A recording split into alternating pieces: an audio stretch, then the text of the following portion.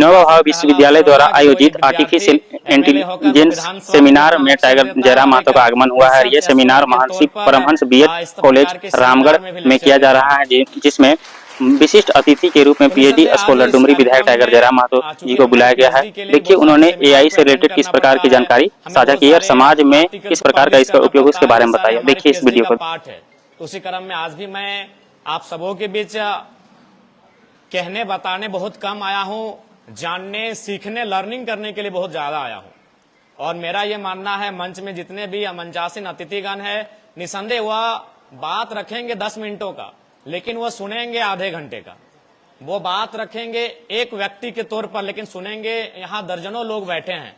तो ये कहीं ना कहीं एक ज्ञानवर्धन शिविर है, सेमिनार का आयोजन किया गया। ये वही किस्सा हुआ कि अगर हम लोग, हमारे पास अगर 10 रुपए होता है, आपके पास भी अगर 10 रुपए का नोट है, अगर हम लोग आपस में एक्सचेंज करते हैं तो 10-10 ही होता है। लेकिन हमारे पास अगर आपस में 10 आइडिया हैं और आपके पास भी अगर 10 आइडिया हैं तो एक्सचेंज करते हैं तो 20 आइडिया हो जाते हैं। तो हम लोग कुछ गेन करने के लिए आए हैं। आज बात करने वाले हैं एआई पर। एआई जिसे हम लोग आर्टिफिशियल इंटेलिजेंस कहते हैं, जिसे हम लोग हिंदी में कृत्रिम बुद्धिमत्ता कहते हैं।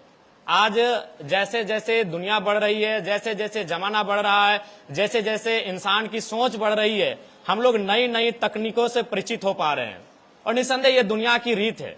आज अगर एआई की हम बात कर लें तो स्पष्ट शब्दों में एक नई क्रांति है। तो क्रांति हमेशा दोधारी तलवार होती है, उससे आपको खुद भी कभी कभी कटने का चांसेस होता है। और एआई के रूप में जो क्रांति हम सबों के बीच आई है, जिसका हम लोग नित्य प्रतिदिन कहीं ना कहीं अपने दिनचर्या में उपयोग कर रहे हैं, उसे हम इस्तेमाल में ला रहे हैं, इससे लाभ और हानि दोनों है। अब निर्भर करता है कि इससे हानि कम कैसे हो। तो उसके लिए निसंदेह आज जिस प्रकार से प्रचलन है, इसमें समाज का महत्वपूर्ण योगदान होना चाहिए, सरकारों का महत्वपूर्ण योगदान होना चाहिए, और जो कंपनियां तकनीकी को बढ़ावा दे रही हैं, जिन कंपनियों का रोल इन तकनीकियों के पीछे है, उनका भी एक विशेष रोल होना चाहिए कि हम कोई भी विकास डेवलपमेंट का कार्य करें, उसमें मानवता की क्षति नहीं होनी चाहिए। क्योंकि जो भी नियम कानून बने हैं, चाहे वो भारत देश का संविधान हो या फिर हम जिन ईश्वर देवी देवता खुदा को मानते हैं, पूजते हैं, अगर इंसान ही नहीं रहे तो उनका भी महत्व नहीं रहेगा। पेड़ पौधे पशु पक्षी ईश्वर पे आस्था नहीं रखते हैं, इंसान उन पे आस्था रखते हैं। ये कानून जो बने हैं वो कानून तभी प्रभावी है जब इंसान है। इसलिए जो भी तकनीकी हैं, निसंदेह वो मनुष्य के लिए आई हैं, और मनुष्य ही इन तकनीकों का आविष्कारक है। अगर मनुष्य नहीं होते हैं तो शायद ये एआई नहीं आता, ये कंप्यूटर नहीं आता, ये डिजिटल दौर नहीं आता, ये मॉडर्न एरा नहीं आता।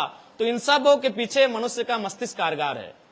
एआई जो एक ऐसा सिस्टम बन चुका है, एक ऐसा तकनीक बन चुका है, जो आज के दौर में इंसान की तरह सोचता है, इंसान की तरह समझता है और इंसान की तरह कार्य करता है।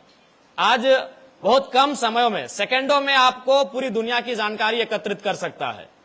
तो इसके लाभ भी हैं, इसके हानि भी हैं। अगर आप हानि की बात करें तो हम लोग राजनीति जगत से आते हैं, और इससे अगर सबसे ज्यादा किसी को हानि हो सकती है तो जो लोग राजनीति के क्षेत्र में हैं। आप डीप फैक्ट की बात करें, डीप फैक्ट से जो वीडियो क्रिएट हो रहे हैं, जो ऑडियो क्रिएट हो रहे हैं, जो इमेजेस बन रहे हैं, उनसे सबसे ज्यादा हानि अगर किसी को मुझे समझ में आती है तो राजनेताओं को, राजनेत्रियों को हो रही है।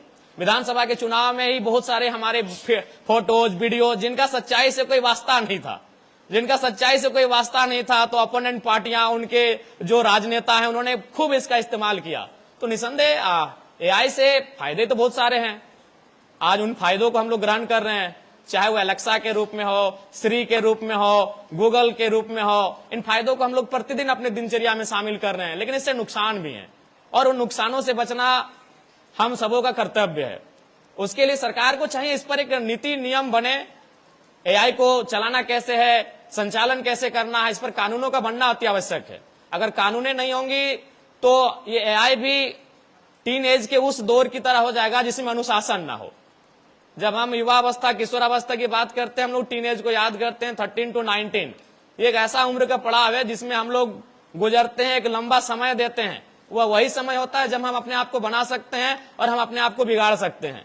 लेकिन वहां एक अनुशासन काम आता है, चाहे आपके माता पिता का अनुशासन, आपके गुरुजनों का अनुशासन, आपको जो विद्यालय में, महाविद्यालय में, विश्वविद्यालय में जो चीजें सिखाई देती हैं वो काम आती हैं। तो ठीक उसी प्रकार आज एआई जिस प्रकार से इसके कदम बढ़ रहे हैं, जिस प्रकार से एआई का क्षेत्र बढ़ रहा है, जिस प्रकार से लोगों के प्रति एआई का अवेयरनेस बढ़ रहा है, इसमें सरकार को नियंत्रण में लाने के लिए नियमों को बनाने की आवश्यकता है। बहुत सारे ऐसे ऐप्स रहे, बहुत सारे ऐसे सिस्टम रहे जिन पर प्रधानमंत्री नरेंद्र मोदी जी के नेतृत्व में उन पर कानूनी कार्रवाई भी हुई, उन पर रोकथाम प्रतिबंध भी लगा।